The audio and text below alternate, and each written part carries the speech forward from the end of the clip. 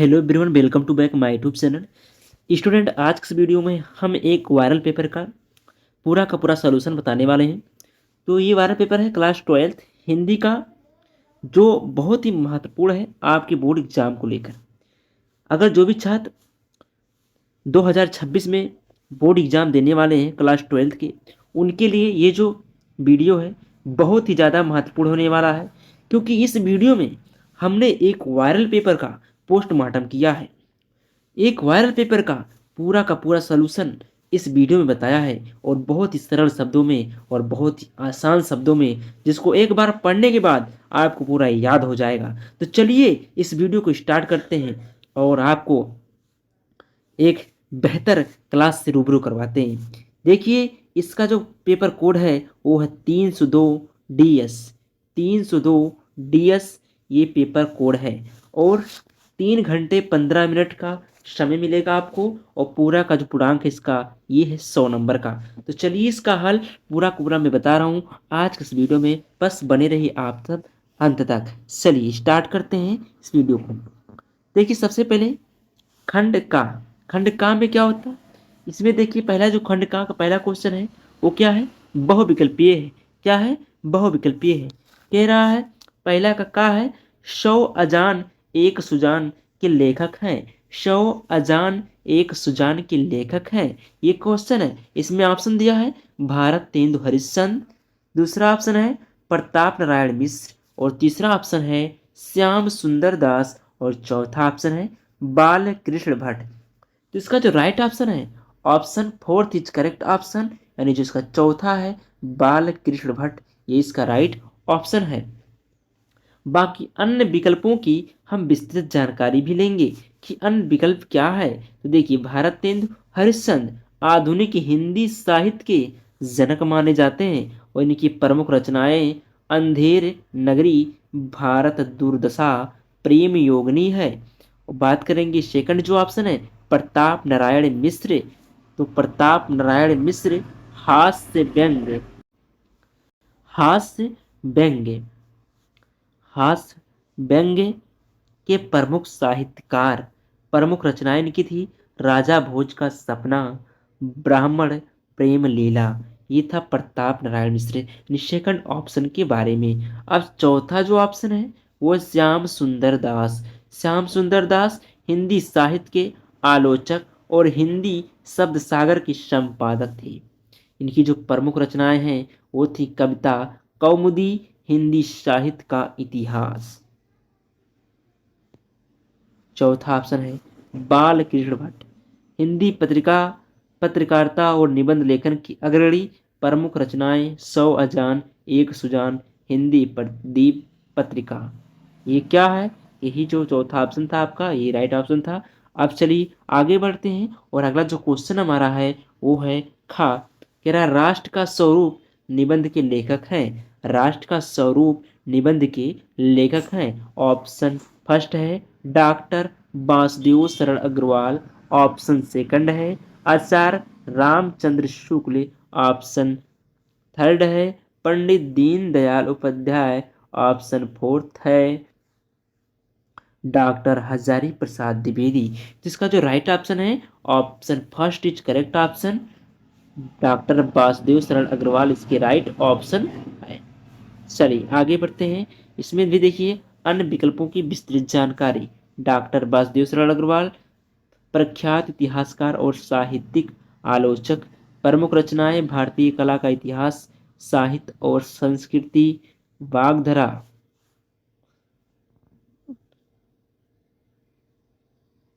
Second option है आचार्य रामचंद्र शुक्ल, हिंदी आलोचना के जनक। प्रमुख रचनाएं चिंतन की भूमिका, हिंदी साहित्य का इतिहास, रस मीमांसा। तीसरा ऑप्शन है पंडित दीनदयाल उपाध्याय, भारतीय जनसंघ के संस्थापक, विचारक और एकात्मक मानववाद के प्रवर्तक। इनकी जो रचनाएं हैं राष्ट्रीय जीवन की दशा, अखंड भारत की संकल्पना। और चौथा ऑप्शन है डॉक्टर हजारी प्रसाद द्विवेदी, हिंदी साहित्य के निबंधकार, उपन्यासकार और आलोचक।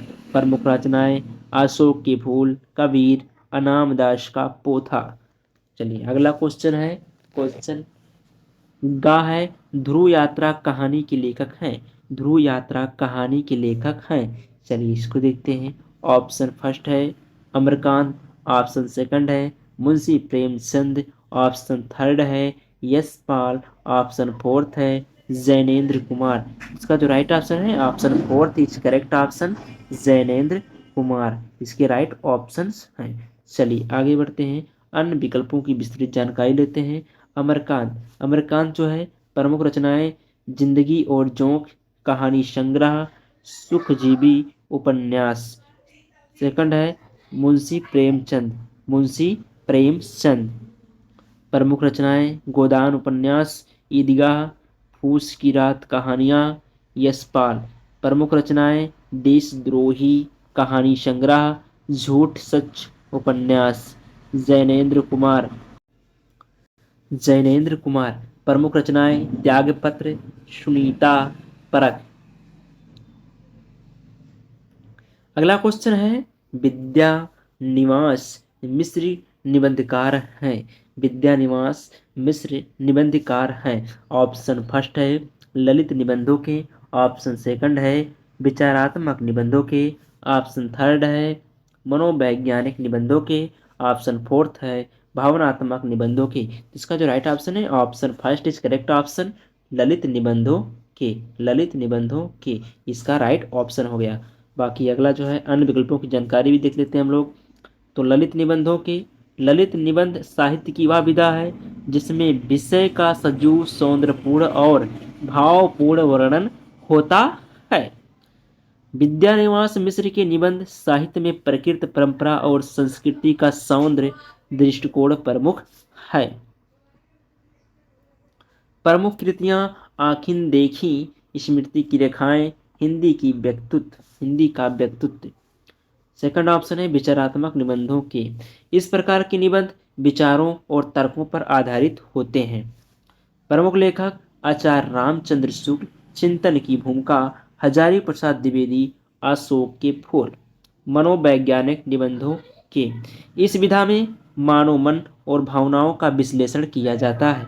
प्रमुख लेखक जैनेन्द्र कुमार, मौन और उसकी सार्थकता। फोर्थ ऑप्शन है भावनात्मक निबंधों के। इन निबंधों में भावनाओं और संवेदनाओं को अभिव्यक्त किया जाता है, अभिव्यक्त किया जाता है। प्रमुख लेखक महादेवी वर्मा, संस्मरण, अतीत के चलचित्र। चलिए आगे बढ़ते हैं। अगला क्वेश्चन है भाषा और आधुनिकता निबंध के लेखक हैं। भाषा और आधुनिकता निबंध के लेखक हैं। ऑप्शन ए वासुदेव शरण अग्रवाल, ऑप्शन सेकंड है प्रोफेसर जी सुंदर रेड्डी, ऑप्शन थर्ड है doctor Ram Kumar Verma, option fourth है आचार्य रामचंद्र शुक्ल। इसका जो राइट ऑप्शन है option third is correct option, doctor Ram Kumar Verma इसके राइट ऑप्शन है। चलिए अन्य विकल्पों की विस्तृत जानकारी। वासुदेव शरण अग्रवाल प्रमुख कृतियां साहित्य और संस्कृति, भारतीय साहित्य का इतिहास। सेकंड ऑप्शन है प्रोफेसर जी सुंदर रेड्डी, समकालीन साहित्य और भाषा पर विचार करने वाले विद्वान। भाषा और आधुनिकता निबंध में उन्होंने आधुनिकता और भाषा की परस्पर भूमिका का विवेचन किया है। थर्ड ऑप्शन है डॉक्टर राम कुमार वर्मा, हिंदी के प्रसिद्ध हास्य और व्यंग लेखक। प्रमुख कृतियां भावना की विधि पर विविध रूप, छायावाद और रहस्यवाद। फोर्थ ऑप्शन है आचार्य रामचंद्र शुक्ल, आचार्य रामचंद्र शुक्ल हिंदी साहित्य के प्रथम महत्वपूर्ण आलोचक। प्रमुख कृतियां चिंतन की भूमिका, साहित्य का इतिहास, रस मीमांसा। अब आपका है क्वेश्चन नंबर 2 का हिंदी साहित्य का इतिहास लिखने वाले सर्वप्रथम विद्वान हैं। Option A doctor Grierson, option second Garcin de Tassy, option third doctor Ram Kumar Verma, option fourth Acharya Ramchandra Shukla. इसका जो राइट ऑप्शन है option second is correct option, Garcin de Tassy इसके राइट ऑप्शन है। चलिए आगे बढ़ते हैं, इसमें अन्य विकल्पों की विस्तृत जानकारी को देखते हैं। डॉक्टर ग्रियर्सन भारतीय भाषाओं के महान लेखक। लिंग्विस्टिक सर्वे ऑफ इंडिया भारतीय भाषाओं का सर्वेक्षण उनके द्वारा संकलित। हिंदी भाषा पर भी उनका शोध अत्यंत महत्वपूर्ण है। गारसा दत्तासी फ्रांसीसी विद्वान जिन्होंने हिंदी साहित्य का पहला इतिहास लिखा। उनकी प्रसिद्धि कृति हिस्टोरी दी ला लिटरेचर हिंदुई इट एट हिंदुस्तानी हिंदी और हिंदुस्तानी साहित्य का इतिहास। थर्ड ऑप्शन है डॉक्टर राम कुमार वर्मा। उनकी प्रमुख कृतियां छायावाद और रहस्यवाद, काव्य शास्त्र और साहित्यिक निबंध। फोर्थ ऑप्शन है आचार्य रामचंद्र शुक्ल। हिंदी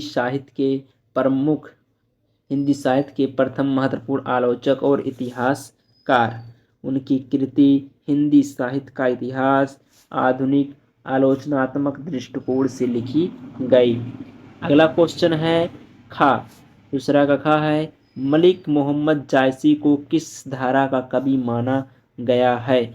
मलिक मोहम्मद जायसी को किस धारा का कवि माना गया है। ऑप्शन फर्स्ट है ज्ञान मार्गी अथवा संत काव्यधारा का। ऑप्शन सेकंड है राम मार्गी शाखा का। ऑप्शन थर्ड है सूफी काव्यधारा का। ऑप्शन फोर्थ है सगुण भक्ति धारा का। इसका जो राइट ऑप्शन है option third is correct option, सूफी काव्यधारा का। सूफी काव्यधारा इसका जो राइट ऑप्शन है। अन्य विकल्पों की विस्तृत जानकारी। ज्ञान मार्गी अथवा संत काव्यधारा, यह धारा निर्गुण भक्ति पर आधारित है। कवि कबीरदास रैदास दद्दू दयाल ईश्वर को निराकार और निर्गुण रूप में पूजा गया। सेकंड ऑप्शन है राम मार्गी शाखा। सगुण भक्ति धारा के अंतर्गत भगवान राम की भक्ति। कवि तुलसीदास कृपाराम। रामचरितमानस इसका सबसे बड़ा उदाहरण है। तीसरा है सूफी काव्यधारा, ईश्वर और इंसान के बीच प्रेम और मिलन की कल्पना पर आधारित, प्रेम समर्पण और आध्यात्मिकता के भाव। कवि मलिक मोहम्मद जायसी पद्मावत कुतुबन उस्मान। सगुण भक्ति धारा, भक्ति आंदोलन की यह धारा साकार ईश्वर की पूजा पर केंद्रित। इसमें कृष्ण और राम की भक्ति का प्रमुख स्थान। कवि सूरदास कृष्ण भक्ति, तुलसीदास राम भक्ति। अगला क्वेश्चन है गा। रीत काल को श्रृंगार काल नाम दिया। रीत काल को श्रृंगार काल नाम दिया। ऑप्शन ए मिश्र बंधुओं ने। ऑप्शन सेकंड राम शंकर शुक्ल रसाल ने। ऑप्शन थर्ड विश्वनाथ प्रसाद मिश्र ने। ऑप्शन फोर्थ आचार्य रामचंद्र शुक्ल ने। तो इसका जो राइट ऑप्शन है option second is correct option, Ram Shankar Shukla Rasal ने। चलिए आगे बढ़ते हैं। अन्य विकल्प जो है पहला विकल्प था मिश्र बंधु। मिश्र बंधु गोकुल बंशीधर और श्यामलाल मिश्र ने हिंदी साहित्य के इतिहास पर काम किया। सेकंड ऑप्शन राम शंकर शुक्ल रसाल, इन्होंने रीत काल को श्रृंगार काल नाम दिया। तीसरा ऑप्शन विश्वनाथ प्रसाद, ये हिंदी साहित्य के गहन अध्येता और आलोचक थे। नेक्स्ट ऑप्शन है आचार्य रामचंद्र शुक्ल, इन्होंने रीत काल को रीति प्रधान काव्य काल कहा। अगला क्वेश्चन है लहर के रचनाकार हैं। लहर के रचनाकार हैं तो ऑप्शन फर्स्ट है महादेवी वर्मा। ऑप्शन सेकंड है जयशंकर प्रसाद। ऑप्शन थर्ड है सूर्यकांत त्रिपाठी निराला। ऑप्शन फोर्थ है डॉक्टर राम कुमार वर्मा। इसका जो राइट ऑप्शन है option third is correct option, Suryakant Nirala. Suryakant Nirala इसकी जो है राइट ऑप्शन है। चलिए आगे बढ़ते हैं। अन्य विकल्पों की विस्तृत जानकारी। महादेवी वर्मा। महादेवी वर्मा छायावादी युग की प्रमुख कवयित्री हैं। उनकी कृतियां यामा निहार रश्मि और दीप शिखा।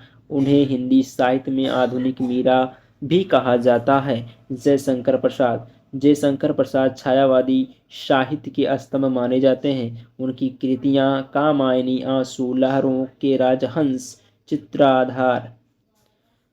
तीसरा ऑप्शन सूर्यकांत त्रिपाठी निराला। सूर्यकांत त्रिपाठी निराला छायावाद के स्तंभ और हिंदी साहित्य के युग प्रवर्तक कवि। उनकी कृतियां परिमल अनामिका, गीतिका, तुलसीदास और लहर। लहर उनकी महत्वपूर्ण कविता संग्रह है। डॉक्टर राम कुमार वर्मा, राम कुमार वर्मा हिंदी साहित्य में हास्य व्यंग्य नाटक के लिए प्रसिद्ध हैं। उनकी कृतियां विजयिनी नारी, अल्लाह का बियाह, रक्त कमल। अगला क्वेश्चन है, हिरोशिमा कविता के रचनाकार हैं। हिरोशिमा कविता के रचनाकार हैं। ऑप्शन फर्स्ट है रामधारी सिंह दिनकर। ऑप्शन सेकंड है सच्चिदानंद हीरानंद वात्सेन। ऑप्शन थर्ड है महादेवी वर्मा। ऑप्शन फोर्थ है माखन लाल चतुर्वेदी। इसका जो राइट ऑप्शन है option second is correct option. Sachchidanand Hiranand Vatsyayan इसकी राइट ऑप्शन है। अन्य विकल्प की विस्तृत जानकारी देखते हैं। रामधारी सिंह दिनकर हिंदी के राष्ट्रीय कवि और ओजस्वी रचनाकार। प्रमुख कृतियां रत्नदती, कुरुक्षेत्र, परशुराम की प्रतीक्षा, हाहाकार। अगला ऑप्शन है सच्चिदानंद हीरानंद वात्स्यन अज्ञे हिंदी में प्रयोगवाद और नई कविता के प्रवर्तक।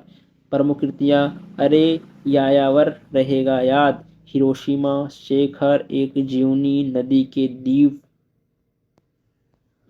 अगला है महादेवी वर्मा छायावादी युग की प्रमुख कवित्री। प्रमुख कृतियां यामा, नीरजा, संध्या गीत, सांध्य गीत, दीपशिखा, माखनलाल चतुर्वेदी। हिंदी के प्रसिद्ध राष्ट्रीय कवि और स्वतंत्रता सेनानी। प्रमुख कृतियां पुष्प की अभिलाषा, अमर राष्ट्र, हिम तरंगिणी। चलिए अब आपका आ गया क्वेश्चन नंबर 3। क्वेश्चन नंबर 3 है दिए गए गद्यांश पर आधारित निम्नलिखित प्रश्नों के उत्तर दीजिए, जो कि आपका 10 नंबर का आएगा। 2 × 5 यानी 2 नंबर का 5 क्वेश्चन पूछेगा इससे। तो ये देखिए इसमें एक जो है गद्यांश दिया है और जिस पंक्ति के नीचे अंडरलाइन किया गया है, ये जो अंडरलाइन किया गया है उसी का क्या करना है, हमको अनुवाद करना है, उसी का हमको जो है व्याख्या करना है। देखिए कह रहा है जन का प्रवाह अनंत होता है, सहस्रों वर्षों से भूमि के साथ राष्ट्रीय जन ने तारतम्य प्राप्त किया है। जब तक सूर्य की रश्मियां नित्य प्रातः काल भुवन को अमृत से भर देती हैं, तब तक राष्ट्रीय जन का जीवन भी अमर है। इतिहास के अनेक उतार चढ़ाव पार करने के बाद भी राष्ट्र निवासी जन नई उठती लहरों से आगे बढ़ने के लिए अजर अमर है। जन का सततवाही जीवन नदी के प्रवाह की तरह है, जिसमें कर्म और श्रम के द्वारा उत्थान के अनेक घाटों का निर्माण करना होता है। तो इसमें क्वेश्चन क्या पूछा, पहला तेरा जन का प्रवाह का आशय लिखी। तो जन का प्रवाह का आशय जिसका जो क्वेश्चन का आंसर है आपको पंक्ति में ही मिलता है। जैसे यहाँ लिखा गया है जन का प्रवाह अनंत होता है, अर्थात प्रत्येक राष्ट्र में निरंतर अनेक प्रकार के परिवर्तन आते रहते हैं। अगला क्वेश्चन है राष्ट्र निवासी जन किसके समान आगे बढ़ने के लिए अजर अमर हैं। इसका जो उत्तर है राष्ट्र निवासी जन नई उठती लहरों से आगे बढ़ने के लिए अजर अमर हैं। अगला क्वेश्चन है उत्थान के घाटों का निर्माण कैसे होगा। उत्थान की घाटों का निर्माण कैसे होगा। इसका उत्तर है कर्म और श्रम के द्वारा उत्थान की घाटों का निर्माण होगा। ये हो गया। और अगला क्वेश्चन क्या कह रहा है रेखांकित अंश की व्याख्या कीजिए। रेखांकित अंश की व्याख्या कीजिए। इसका उत्तर हो जाएगा लेखक के अनुसार जब तक धरती पर सूर्य की रश्मियां प्रतिदिन धरती को अपने अमृत रस को जीवन प्रदान करती रहेंगी, तब तक किसी राष्ट्र और वहां के जन का अस्तित्व भी बना रहेगा। जब तक राष्ट्र की प्रगति के फलस्वरूप उसका अस्तित्व रहेगा, तभी तक राष्ट्रीय जन का जीवन भी बना रहेगा। और अगला क्वेश्चन है 5वां पाठ का शीर्षक और उसके लेखक का नाम लिखिए। अर्थात ये संदर्भ की बात कर रहा है। तुम लिखेंगे प्रस्तुत गद्यांश के पाठ का शीर्षक राष्ट्र का स्वरूप और इसके लेखक वासुदेव शरण अग्रवाल हैं। चलिए आगे बढ़ते हैं। अगला क्वेश्चन है क्वेश्चन नंबर 4 है दिए गए पद्यांश पर आधारित निम्नलिखित प्रश्नों के उत्तर दीजिए। ये भी आपका 2 × 5 यानी 10 नंबर का क्वेश्चन है। जैसे आपने पढ़ा गद्यांश का वैसे पद्यांश का भी है, बस इसमें भी ऐसे आपका व्याख्या वगैरह करके और उसको लिखना होता है। देखिए इसमें पंक्ति दी गई है, दुर्बलता का ही चिन्ह विशेष शपथ है, पर अबला जन के लिए कौन सा पथ है। यदि मैं उकसाई गई भारत से हूँ, तो पति समान ही स्वयं पुत्र भी खोऊं। ठहरो मत रुको मुझे, रोको मुझे कहूँ से, कहूँ सो सुन लो, करके पहाड़ सा पाप मौन रह जाऊं। राई भर भी अनुताप न करने पाऊं, थी थी सन छत्र राशि, निशा उत्तेज टपकाती, रोती थी नीरो सभा हृदय थपकाती। देखिए इससे संबंधित जो क्वेश्चन है, पहला क्वेश्चन कह रहा है प्रस्तुत पद्यांश की पाठ एवं कवि का नाम लिखिए। तो लिखेंगे प्रस्तुत पद्यांश कैकेयी अनुपात से उद्धृत उद्धृत है एवं इसके रचयिता मैथिली शरण गुप्त जी हैं। दूसरा क्वेश्चन क्या कह रहा है, रेखांकित अंश की व्याख्या कीजिए।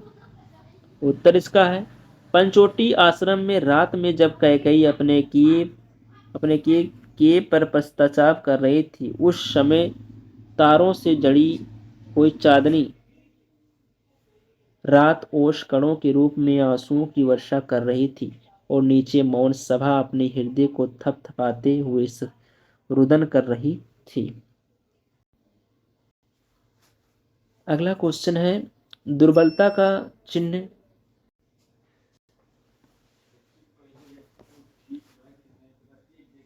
दुर्बलता का चिन्ह क्या है, इसे कौन किससे कह रहा है।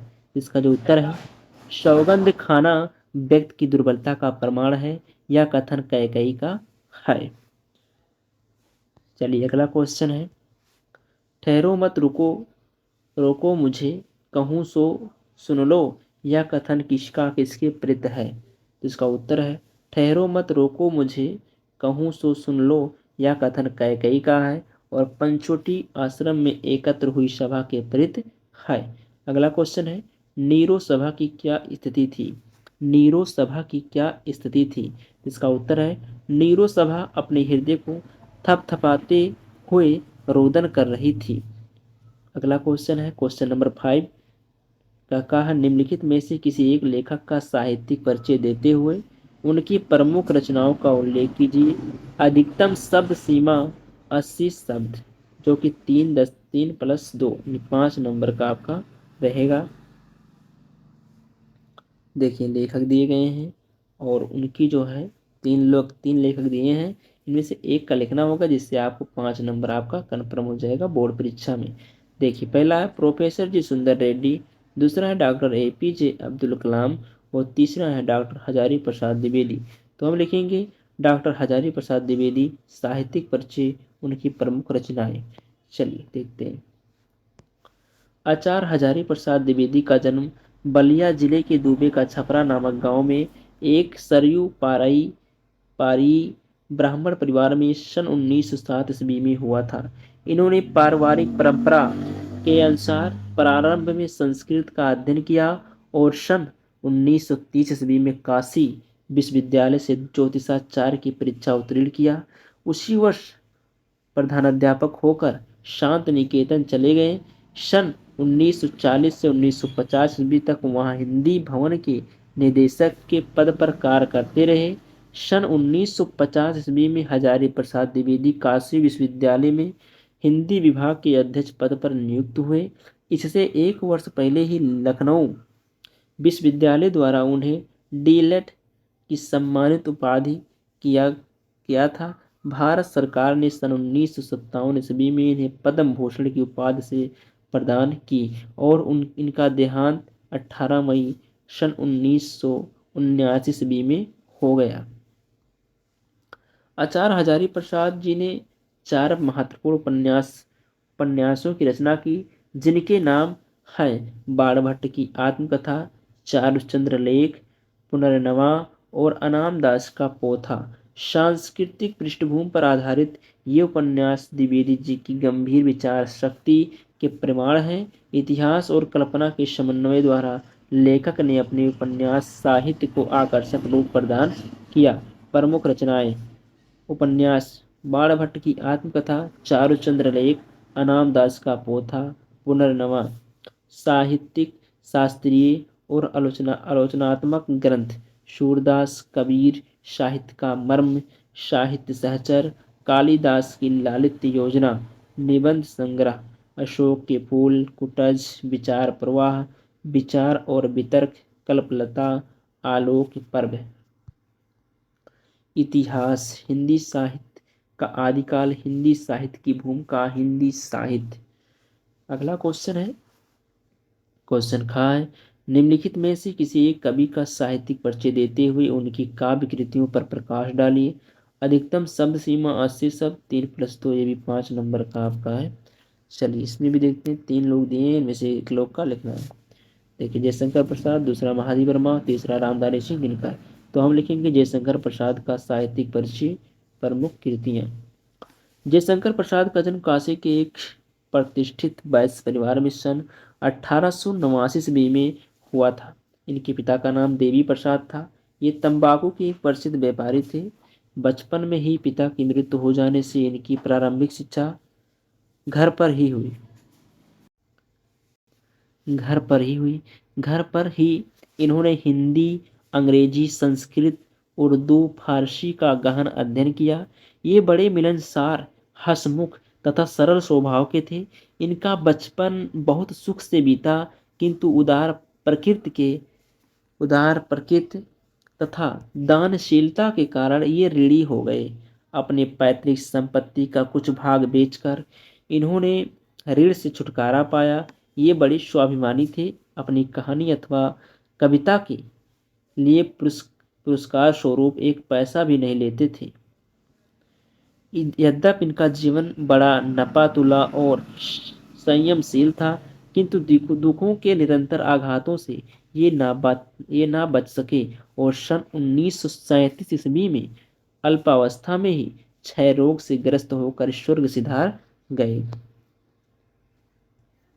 जयशंकर प्रसाद छायावाद के प्रवर्तक और नायक तथा प्रतिनिधि कवि होने के साथ साथ युग प्रवर्तक, नाटककार, कथाकार तथा उपन्यासकार भी थे। विशुद्ध मानवतावादी दृष्टिकोण वाले प्रसाद जी ने अपने काव्य में आध्यात्मिक आनंदवाद की प्रतिष्ठा की है।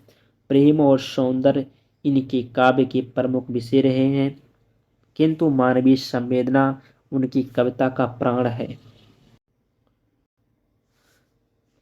प्रमुख कृतियां, कामायनी, आंसू, लहर, झरना। कहानी, आकाशदीप, इंद्रजाल, प्रतिध्वनि, आंधी। उपन्यास, कंकाल, तितली, इरावती, आपोड़। अगला क्वेश्चन है, क्वेश्चन नंबर 6, बहादुर अथवा पंचलाइट कहानी का उद्देश्य लिखिए, अथवा ध्रुव यात्रा अथवा पंचलाइट कहानी का सारांश लिखिए। अधिकतम शब्द सीमा 80 शब्द और ये आपका 5 नंबर का है। चलिए पंचलाइट कहानी का सारांश देखते हैं। पंचलाइट फणीश्वर नाथ रेणु जी की एक आंचलिक आंचलिक कहानी है। इस कहानी में बिहार के पिछड़े गांव के परिवेश का एक सुंदर चित्रण प्रस्तुत किया गया है। इस कहानी में एक महतो टोली है, जिसमें कुछ अशिक्षित लोग हैं जो कि रामनवमी के मेले से पेट्रोमैक्स खरीदते हैं, जिसे वह पंचलाइट कहते हैं। पंचलाइट का को ये साधारण लोग एक समान वस्तु समझते हैं। इस पंचलाइट को देखने के लिए महतो टोली के सभी बच्चे, महिला और पुरुष इकट्ठा हो जाते हैं और सरपंच अपनी पत्नी को आदेश देता है कि ये शुभ काम को करने से पहले वह पूजा पाठ का प्रबंध कर ले। अब सभी उत्साहित हो जाते हैं, परंतु समस्या उठती है कि पंचलाइट जलाएगा कौन, क्योंकि ये साधारण लोग पंचलाइट को जलाना भी नहीं जानते थे। इसी महतो टोली में गोधन नाम का एक लड़का है, जो कि गांव की मुनरी नाम की एक लड़की से प्रेम करता है। मुनरी की मां ने पंचों से गोधन की शिकायत कर दी थी कि वह उसके घर के सामने से अक्सर सिनेमा का गाना गाकर निकलता है, जिस कारण पंचों ने उसे अपनी टोली से बाहर निकाल रखा था और मुनरी को यह बात पता था कि गोधन पंचलाइट को जला सकता है और वह इस बात को चतुराई से यह बात पंचों तक पहुंचा पहुंचा देती है और गोधन को सरपंच ने बुलाकर पंचलाइट को जलाने के लिए कहा और गोधन पंचलाइट को जला देता है। पंच गोधन को पुनः जात में ले लेते हैं। मुनरी की माँ गुलरी काफी प्रसन्न होकर गोधन को अपने घर शाम के भोजन का निमंत्रण देती है। पंच लोग भी बहुत उत्साहित होकर गोधन को कह देते हैं, तुम्हारा 7 खून माफ, खूब गाओ सलीमा का गाना। और पंचलाइट की रोशनी में सब लोग अपना भजन कीर्तन करते हैं तथा उत्सव को मनाते हैं। ये हो गया। अब चलिए आगे बढ़ते हैं। अगला जो क्वेश्चन हमारा क्वेश्चन नंबर 7 है।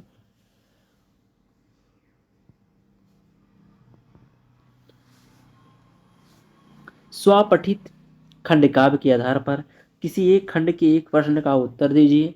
अधिकतम शब्द सीमा 80 शब्द। देखिए पहला दिया है, सरोज कुमार खंड काव्य के आधार पर सरोज कुमार की चारित्रिक विशेषताओं पर प्रकाश डालिए।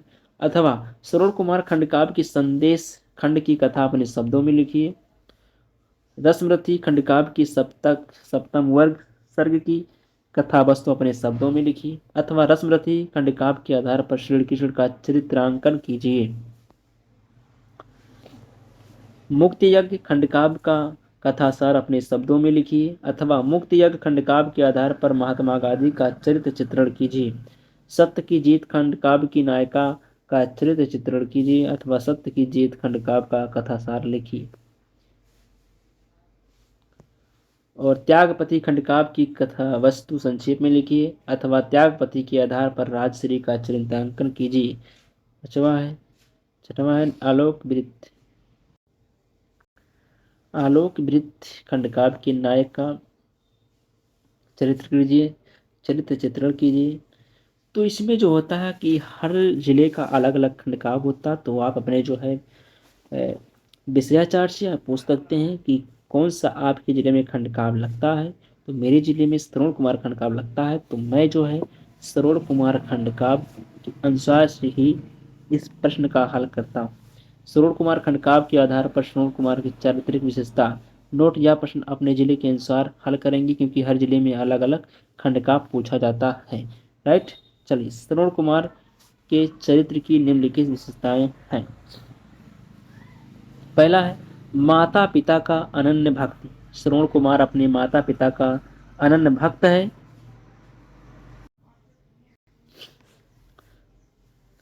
कुमार दशरथ के बाण से आहत होने पर भी उसे अपने माता पिता की चिंता है। दूसरा पॉइंट है त्यागी निश्चल तथा निरपराधी।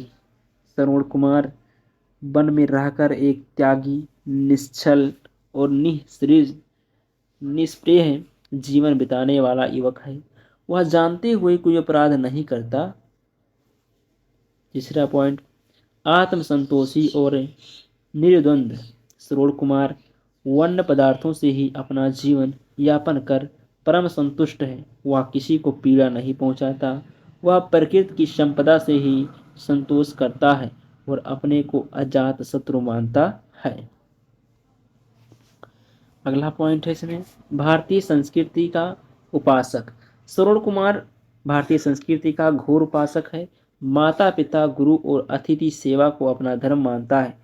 बाण से आहत होने पर भी पास खड़े दशरथ की अतिथि सत्कार के लिए बेचैन हो उठता है।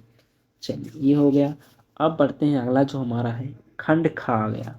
खंड खा क्वेश्चन नंबर 8 का देखते हैं।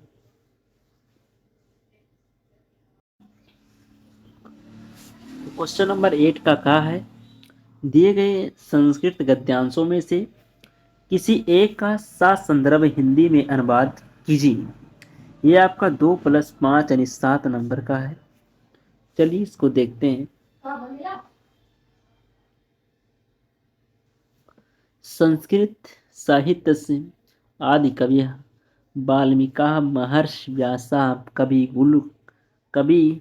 कुलगुरु कालिदास अन्य। चाभास भाराभि भवभूत्यादयो महाकाव्याः शुकीये ग्रंथरत्नः अद्याप पाठकानां हृदये विरज विरजन्ते इयं भाषा अस्माभिः मातृसम्माननीया वन्दनीया च यतो भारत मातु स्वातन्त्र्यं गौरवम् अखण्डत्वं संस्कृत कमेकत्वञ्च संस्कृत नयो सुरक्षितं शक्यन्ते इयं संस्कृतभाषा सर्वासु भाषासु परिचितमा श्रेष्ठा चास्ति ततः सुष्ठुकं भाषासु मुख्य मधुरा दिव्या गीवर्णा भारती इति। ये आपका जो है दिया गया गद्यांश संस्कृत का। अब देखिए इसमें क्या लिखना है। संस्कृत का संदर्भ हिंदी में और अनुवाद भी लिखना है। एक का संदर्भ ससंदर्भ यानी संदर्भ सहित हिंदी में अनुवाद करना है। चलिए देखिए इसका जो उत्तर है। संदर्भ प्रस्तुत अवतरण हमारी पाठ्यपुस्तक संस्कृत दिग्दर्शिका के आत्मयज्ञ एवं सर्वज्ञ नामक पाठ से अवतरित है। हिंदी अनुवाद संस्कृत साहित्य के आदि कवि वाल्मीकि महर्षि व्यास कवि कुलगुरु कालिदास और दूसरे भारवी भवभूति आदि महाकवि के ग्रंथ आज भी पाठकों के हृदय में विराजमान है। यह भाषा हमारे द्वारा माता की समान आदरणीय और वंदनीय है, क्योंकि भारत माता की स्वतंत्रता, गौरव, अखंडता और सांस्कृतिक एकता संस्कृत से ही सुरक्षित रखी जा सकती है। यह संस्कृत भाषा सब भाषाओं से प्राचीनतम और श्रेष्ठ है। इसलिए यह ठीक कहा गया है कि संस्कृत भाषा सब भाषाओं में मुख्य, मधुर और दिव्य है। चलिए अगला क्वेश्चन है। क्वेश्चन खा दिए गए पद्यांशों में से किसी एक का संदर्भ हिंदी में अनुवाद कीजिए।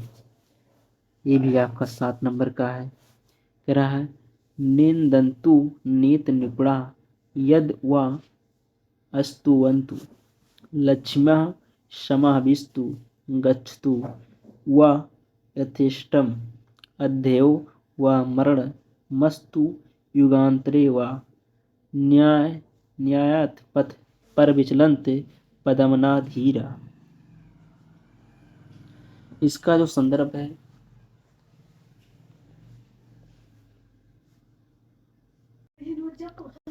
उत्तर संदर्भ है प्रस्तुत संस्कृत श्लोक पाठ्य पुस्तक संस्कृत दिग्दर्शिका के सुभाष रत्नान नामक शीर्षक से अवतरित है। हिंदी अनुवाद नीति में दक्ष लोग निंदा करें या स्तुति, लक्ष्मी चाहे आए या स्वेच्छा से चली जाए, मृत्यु आज ही आए चाहे युगों के पश्चात, धैर्यवान पुरुष न्याय के पथ से तनिक भी विचलित नहीं होते। अगला क्वेश्चन है क्वेश्चन नंबर 9। निम्नलिखित मुहारों और लोकोक्तियों में से किसी एक का अर्थ लिखकर वाक्य में प्रयोग कीजिए। ये भी आपका 2 नंबर का है। देखिए कह रहा अपना उल्लू सीधा करना, और खा है घी के दिए जलाना, और गा है एक पंथ दो काज एक अनार 100 बीमार। इसका उत्तर है अपना उल्लू सीधा करना मतलब स्वार्थी होना। वाक्य प्रयोग अपना उल्लू सीधा करने के बाद रमेश राजेश को घर में अकेला छोड़कर चलते बना। घी के दिए जलाना, घी के दिए जलाना इसका अर्थ है अत्यंत प्रसन्न होना, अत्यंत प्रसन्न होना। वाक्य प्रयोग रमेश की सरकारी नौकरी लगने के बाद उसके घर में घी के दिए जलने लगे। एक पंथ दो काज, इसका अर्थ है एक उपाय से 2 कार्य होना। वाक्य प्रयोग विजय टैक्सी बुक करके घूमने जा रहा था और रास्ते में उसको कुछ सामान लेना था, तो वह अपना भी खरीद लिया, अर्थात एक पंथ 2 काज। एक अनार 100 बीमार, इसका अर्थ है ऐसी वस्तु जिसको चाहत सभी को है लेकिन उपलब्धता कम हो। वाक्य प्रयोग आजकल सरकारी नौकरी कम होती है और उसको पाने वाले अनेक। या तो वही बात हो गई कि एक अनार 100 बीमार। क्वेश्चन नंबर 10 है, अपठित गद्यांश का उत्तर दीजिए, जो कि 5 नंबर का आता है। तो उसको गद्यांश दिया रहेगा, उसी को पढ़ करके उसी में से आपको उत्तर देना होता है। राइट, चलिए अगला जो क्वेश्चन है ये आप उस देख कर लीजिएगा, हम ग्राम बता रहे हैं। क्वेश्चन नंबर 11 का कहा, निम्नलिखित शब्द युग्मों का सही अर्थ चयन करके लिखिए। ये 1+1 यानी बराबर 2 नंबर का आता है। पहला है अभय उभय। इसका जो क्वेश्चन है का इसका ऑप्शन है आ अभयपूर्ण और भय रहित। ऑप्शन बा है भयहीन और दोनों। ऑप्शन सा आकाश और पृथ्वी। ऑप्शन दा आशा और लापरवाही। इसका जो राइट ऑप्शन है ऑप्शन बा इज करेक्ट ऑप्शन, भयहीन और दोनों। दूसरा ऑप्शन है कुल कूल। दूसरा क्वेश्चन है कुल कूल। इसमें है ऑप्शन आ पूरा और अधूरा। ऑप्शन बा यहाँ और वहाँ। ऑप्शन सा इस और उस ओर। ऑप्शन दा बंस और किनारा। तो इसका जो राइट ऑप्शन है ऑप्शन दा है बंस और किनारा। चलिए अगला क्वेश्चन है खा, निम्नलिखित शब्दों में से किसी एक शब्द के 2 सही अर्थ लिखिए। ये भी आपका 2 नंबर का आता है। देखिए पहला है पत्र। पत्र मतलब चिट्ठी, पेड़ का पत्ता। तीर, तीर का मतलब किनारा, सर। और तीसरा है अनंत। अनंत का मतलब असीम, विष्णु। अगला क्वेश्चन है, निम्नलिखित वाक्यांशों के लिए एक सही शब्द का चयन करके लिखिए। देखिए क्वेश्चन है गा का पहला क्वेश्चन है, जिसका ज्ञान कम हो उसे क्या कहते हैं। तो जिसका ज्ञान कम हो, ऑप्शन आ है अल्पज्ञ। ऑप्शन बा अज्ञे। ऑप्शन सा अनजान। ऑप्शन दा अक्षम। इसका जो राइट ऑप्शन है ऑप्शन आ है अल्पज्ञ, अल्पज्ञ। दूसरा है जंगल में स्वयं लगने वाली आग। ऑप्शन आ सर्वाग्नि। ऑप्शन बा बड़वाग्नि। ऑप्शन सा जठराग्नि। ऑप्शन दा दवाग्नि। इसका जो राइट ऑप्शन है ऑप्शन दा इज करेक्ट ऑप्शन, दवाग्नि। चलिए अगला क्वेश्चन है घ, निम्नलिखित में से किन्हीं 2 वाक्यों को शुद्ध करके लिखिए। ये आपका है 1+1 ये में 2 नंबर का क्वेश्चन है। और देखिए 2 का करना है। और तेरा कृष्ण और राधा नृत्य कर रहा है, इसको सही करके मैंने लिखा है कृष्ण और राधा नृत्य कर रहे हैं। दूसरा है सूर्य पुत्र में निकलता है, तो सूर्य पूरब से निकलता है, इसका सही है। और तीसरा है मैं कलम के साथ लिखता हूँ, तो तीसरा में मैं कलम से लिखता हूँ। और चौथा पुत्री पराया धन होता है, तो पुत्री पराया धन होती है। ये हो गया। चलिए अब आगे क्वेश्चन नंबर 12 है। 12 का क्या है, श्रृंगार रस अथवा वीर रस का स्थायी भाव बताते हुए इसकी परिभाषा अथवा उदाहरण लिखिए। तो इसका उत्तर है श्रृंगार रस। किसी काव्य या कविता को पढ़कर सुनकर आश्रय के मन में अस्थायी भाव रत के जागृत होने पर विभाव, अनुभाव और संचारी भावों के संयोग से श्रृंगार रस की उत्पत्ति होती है। उदाहरण है कर मुंदरी की आरसी, प्रतिबिंबित चौपाई, पीठ दिए निधरक लखें, इकटक दीठ लगाई। अस्थायी भाव इसका है रत। अगला क्वेश्चन है खा, यमक अलंकार अथवा रूपक अलंकार का लक्षण और उदाहरण लिखिए। लक्षण और उदाहरण लिखिए। इसका उत्तर है यमक अलंकार जहाँ एक या एक से अधिक शब्द एक से अधिक बार प्रयुक्त हों और अर्थ भी प्रत्येक बार भिन्न भिन्न हो, वहाँ यमक अलंकार होता है। उदाहरण कनक कनक तैसो गुनी मादकता अधिकाय, या खाए बौराय जग व पाए बौराय। चलिए अगला क्वेश्चन है क्वेश्चन नंबर घ,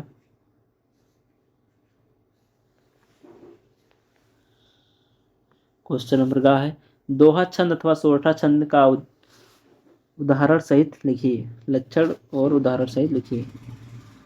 ये भी आपका 2 नंबर का आता है। दोहा छंद का लक्षण, दोहा अर्धसम मात्रिक छंद है। यह 4 चरणों में विभक्त होता है। प्रथम और तृतीय चरण में 13 मात्राएं तथा द्वितीय व चतुर्थ चरण में 11 मात्राएं होती हैं। इसमें द्वितीय व चतुर्थ चरण के अंत में लघु गुरु होता है। उदाहरण मेरी भव बाधा हरो राधा नागरी सोए, जा तन की झाई परय श्याम हरत दुत होए। अगला क्वेश्चन है क्वेश्चन नंबर 13, अपने क्षेत्र में प्रदूषण से उत्पन्न स्थिति का वर्णन करते हुए नगर पालिका अध्यक्ष को एक पत्र लिखिए, अथवा अपनी उच्च शिक्षा प्राप्ति के लिए शैक्षणिक ऋण प्राप्त करने के उद्देश्य से किसी बैंक के प्रबंधक को पत्र लिखिए। ये आपका 2+4 नंबर का है, यानी टोटल 6 नंबर का आपका पूछता है। चलिए इसका उत्तर देखते हैं। सेवा में भारतीय स्टेट बैंक प्रबंधक, प्रयागराज उत्तर प्रदेश। विषय है उच्च शिक्षा ऋण प्राप्त करने के लिए। महोदय, सेवा में सविनय निवेदन है कि मैं, आप यहाँ लिख दीजिएगा अपना नाम, सब आपसे आग्रह करता हूँ आप इस प्रार्थना पत्र पर विचार करने की कृपा करें। धन्यवाद। एक एप्लीकेशन अच्छा से आप लिख दीजिएगा। और मैंने पिछला जो बताया है कैसे लिखा जाता है एप्लीकेशन, और पिछले जो है हमने जो सॉल्व कराया है पेपर उसमें बताए हैं, वहाँ से आप देख करके पूरा अच्छे से लिख सकते हैं। और धन्यवाद लिख देंगे आप, यहाँ नाम रख देंगे और यहाँ नाम पता लिख देंगे, बाकी छोड़ देंगे, आप उससे पूरा नंबर पा जाएंगे। चलिए आगे जो अगला क्वेश्चन है, अगला क्वेश्चन है 14, क्वेश्चन नंबर 14 है निम्नलिखित विषयों में से किसी एक विषय पर अपनी भाषा शैली में निबंध लिखिए। यह आपका 2+7 यानी 9 नंबर का आता है। देखिए इतने सारे विषय दिए गए हैं, सिर्फ एक पर लिखना है। जीवन में परिश्रम का महत्व, आधुनिक शिक्षा प्रणाली की गुणदोष, अनियंत्रित भ्रष्टाचार कारण और निवारण, घा है वर्तमान समाज में नारी की स्थिति, मेरा प्रिय कवि। इसमें से आपको एक लिखना है और मैं लिख रहा हूँ मेरा प्रिय कवि पर निबंध। मेरा प्रिय कवि पर निबंध। सुमित्रानंदन पंत जी का जन्म अल्मोड़ा नगर के कोसानी गांव में 20 मई 1900 ईस्वी को हुआ था। उनके पिता का नाम पंडित गंगादत्त एवं माता का नाम सरस्वती देवी था, परंतु जन्म के कुछ समय बाद ही माता का देहांत हो गया। उनके बचपन का नाम गोसाई दत्त था। काशी के जय नारायण स्कूल से 1919 ईस्वी में उन्होंने हाई स्कूल परीक्षा उत्तीर्ण की और इलाहाबाद में मेयोर सेंट्रल कॉलेज में प्रवेश लिया। 1921 ईस्वी में गांधी जी के आह्वान पर उन्होंने कॉलेज छोड़ दिया और साहित्य साधना में संलग्न हो गए। सुमित्रानंदन पंत जी की रचनाएं बीड़ा, ग्रंथि, पल्लो, गुंजन, युगांत, युगवाड़ी, ग्राम्या, स्वर्ण धूलि, स्वर्ण किरण, युगपंथ, उत्तरा, अतिमा, रजत रश्मि, चिदम्बरा, कला और बूढ़ा चाँद, रसमंद, लोकायतन आदि उनके काव्य ग्रंथ हैं। काव्यगत विशेषताएं, पंत जी की काव्यगत विशेषताएं निम्नलिखित हैं। प्राकृतिक सौंदर्य चेतना, पंत जी की परम प्राकृतिक सौंदर्य चेतना सर्वप्रथम हिमाच्छादित पर्वतमालाओं, बादलों, इंद्रधनुष, नक्षत्र और सरिताओं की सुषमा देखकर सजग हुई और उनका कवि हृदय आनंद से भाव विभोर हो उठा। राष्ट्र प्रेम की भावना, पंत जी के काव्य में प्राकृतिक सौंदर्य और युग चेतना के साथ साथ राष्ट्र प्रेम की भावना भी विद्यमान है। भाषा शैली, पंत जी की भाषा शुद्ध साहित्यिक खड़ी बोली जिसमें संस्कृत के तत्सम शब्दों का प्रयोग किया गया, फिर भी भाषा में कोमलता और माधुर्य कूट कूट कर भरा हुआ है। कहीं कहीं फारसी और ब्रज भाषा के शब्द भी प्रयुक्त हुए हैं। रस छंद अलंकार, पंत जी के प्रेमात्मक काव्य में श्रृंगार और प्रगतिवादी रचनाओं में करुण रस का सुंदर परिपाक हुआ। उपमा रूपक प्रच्छाद सादृश्य मूलक अलंकार पंत जी को विशेष प्रिय हैं, किंतु उनका प्रयोग किसी सजावट की आग्रह से नहीं बल्कि स्वाभाविक रूप से हुआ। इसके अतिरिक्त अनुप्रास, संदेह, उल्लेख आदि अलंकारों का भी प्रयोग काव्य में देखने को मिल जाता है। उपसंहार, भाव और कला दोनों दृष्टियों से विचार करने पर यह सिद्ध होता है कि पंत जी आधुनिक युग के प्रतिनिधि कवि हैं। इनके काव्य में विचारों की गहनता के साथ साथ भावों की व्यंजना इतनी कोमल और कामनीय पदावली में हुआ कि यह निर्णय कर पाना कठिन हो जाता है। पंत जी कवि अधिक हैं। तो ये था आज का जो है वायरल पेपर का पोस्टमार्टम, मैंने पूरी तरह से कर दिया हूँ। सारा का सारा इम्पोर्टेंट क्वेश्चन का सॉल्यूशन भी आपको बता दिए हैं। तो आई होप आप सभी को वीडियो पसंद आया होगा। तो प्लीज़ वीडियो को लाइक करिए, शेयर करिए, सब्सक्राइब करिए और हमें सपोर्ट करिए। तो आज के लिए इतना ही, मिलते हैं नेक्स्ट वीडियो में, तब तक के लिए पढ़ते रहिए, मस्त रहिए। जय हिंद, जय भारत।